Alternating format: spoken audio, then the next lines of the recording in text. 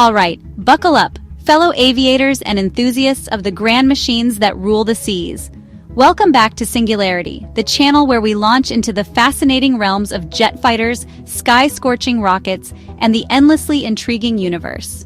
Today, we're once again setting sail on the digital high seas to navigate the captivating history and current state of aircraft carriers, those floating behemoths that project power across the globe. Let's cast our minds back to the dawn of naval aviation in the 1920s. The idea of launching aircraft from ships was revolutionary. In 1922, the U.S. Navy commissioned its first dedicated aircraft carrier, the USS Langley. Picture this: a former collier, a vessel designed to haul coal, transformed into a makeshift airfield. It wasn't glamorous, but it was a crucial first step, demonstrating the feasibility of operating airplanes from a moving platform at sea. This pioneering effort laid the groundwork for the sophisticated carriers we see today. Fast forward to the Second World War, and the vast expanse of the Pacific Ocean became the proving ground for the true potential of aircraft carriers. Among the many that served with distinction, the Essex-class carriers stand out as the real workhorses of the U.S. Navy. These ships weren't just bigger. They incorporated vital advancements that significantly enhanced their operational capabilities, most notably the introduction of the hydraulic catapult. Before this innovation, launching an aircraft from a carrier was a somewhat unpredictable endeavor, often dependent on wind conditions and the pilot's skill. The hydraulic catapult provided a consistent and powerful means of launching early warplanes, transforming carriers from vulnerable platforms into potent offensive weapons, capable of projecting air power across vast distances. They were the ultimate multi-tool of the Pacific Fleet, able to deliver airstrikes, provide fighter cover, and conduct reconnaissance wherever the fleet needed to be. The arrival of jet fighters in the post-war era presented a new set of challenges for aircraft carrier design. These sleek, high-speed aircraft required significantly greater takeoff speeds than their propeller-driven predecessors. Initially, some navies experimented with ski jump ramps at the end of their flight decks. Imagine a massive ramp designed to give a jet an upward lift as it reached the end of the runway. While this method offered a simpler alternative to catapults, it came with significant drawbacks. The ski jump severely limited the amount of fuel and weaponry a jet could carry, thus reducing its overall combat effectiveness and range. It's akin to putting a restrictor plate on a high-performance engine. You have the machinery, but you're not unlocking its full potential. This limitation underscored the necessity for more powerful launch systems for jet-powered carrier aviation to truly flourish. The U.S. Navy, recognizing this critical need, once again took the lead in innovation. Following the Forrestal class of carriers, they transitioned to steam catapults. These systems were a quantum leap forward in capability, harnessing the power of high-pressure steam to forcefully propel aircraft down the flight deck to speeds sufficient for takeoff, even for the heaviest, fully loaded jets. Imagine the sheer force involved. It's like being strapped to a rocket sled on a floating runway. But the quest for naval aviation supremacy didn't end there. The next monumental evolution came with the introduction of nuclear power for U.S. aircraft carriers, beginning with the legendary USS Enterprise. This wasn't just about bragging rights for having a nuclear reactor on a ship. Nuclear propulsion provided virtually unlimited operational range and endurance, eliminating the need for conventional refueling and freeing up vast amounts of space for more jet fuel and a larger arsenal of ordnance. This transformed these carriers into true global power projection platforms, capable of sustained operations anywhere in the world without relying on vulnerable supply lines. The latest generation of U.S. aircraft carriers, the Ford class, represents the cutting edge of naval technology. Featuring increased automation to reduce crew requirements and the revolutionary electromagnetic aircraft launch system, EMALS, these carriers are the future of naval aviation.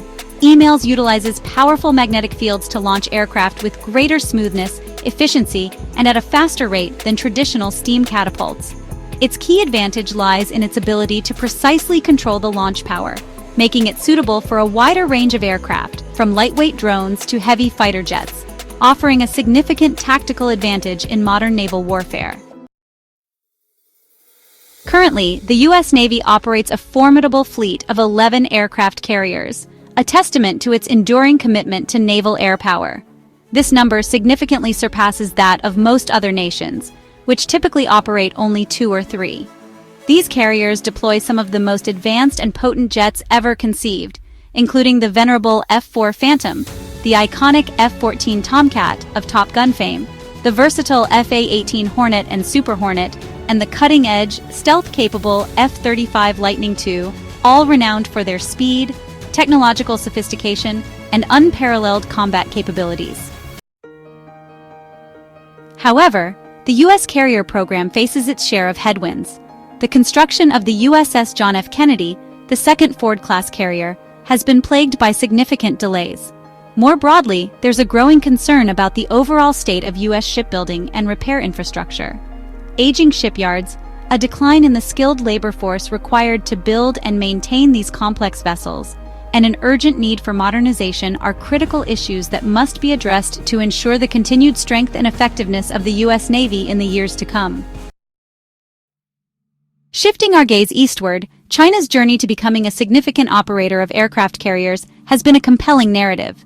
Their first carrier, the Liaoning, was famously acquired in a rather unconventional manner, as an unfinished Soviet-era vessel from Ukraine for a reported $20 million, with the somewhat fanciful explanation that it would be transformed into a floating cruise ship and casino.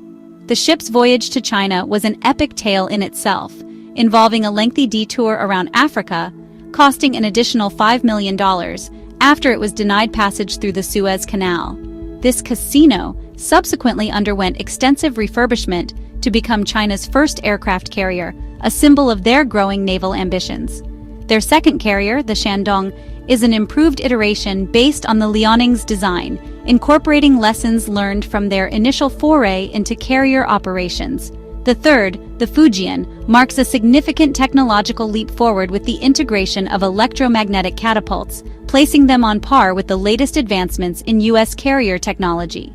This rapid technological progress has not been without its controversies, as highlighted by the case of a Chinese-American engineer who attempted to transfer sensitive information related to EMALS and submarine technology. Currently, China's operational aircraft carriers rely on conventional diesel and gas turbine engines, which demand substantial logistical support in terms of fuel. However, there are strong indications that they are actively pursuing the development of nuclear propulsion for their future carriers, which would significantly enhance their operational reach and endurance. Their primary carrier-based fighter, the J-15, while visually impressive, has reportedly faced challenges related to its weight and reliability, including engine issues and crashes, prompting the development of a new, potentially more advanced aircraft, the J-35. Unconfirmed reports have suggested that the J-35's development may have involved insights gained through cyber espionage and potentially from the wreckage of downed U.S. stealth aircraft, highlighting the intense technological competition in this domain. While China has made remarkable strides in a relatively short period, the true combat capability of their aircraft carriers will likely depend on the successful integration of a reliable and capable fighter like the J-35 into their air wings. Beyond their aircraft carrier program, China's overall shipbuilding capacity is a force to be reckoned with on the global stage. Their ability to rapidly produce large warships is a considerable and growing factor in the balance of naval power worldwide. This increasing naval capability has undoubtedly contributed to the rising tensions observed in the Pacific Ocean, particularly concerning the issue of Taiwan, as well as in the Indo-Pacific region following events like the Kashmir terror attacks. These geopolitical dynamics underscore the enduring and evolving importance of aircraft carriers as crucial instruments of power projection and maritime influence in the 21st century. So, there you have a more expansive look into the fascinating world of aircraft carriers. What other captivating topics from the realms of jet fighters, rockets, and the universe should we set our sights on for our next exploration here on Singularity? Your suggestions are always welcome in the comments below. And if you found this in-depth journey informative and engaging, please do hit that like button and subscribe to Singularity for more exciting content. Thanks for watching, and we'll see you in the next video.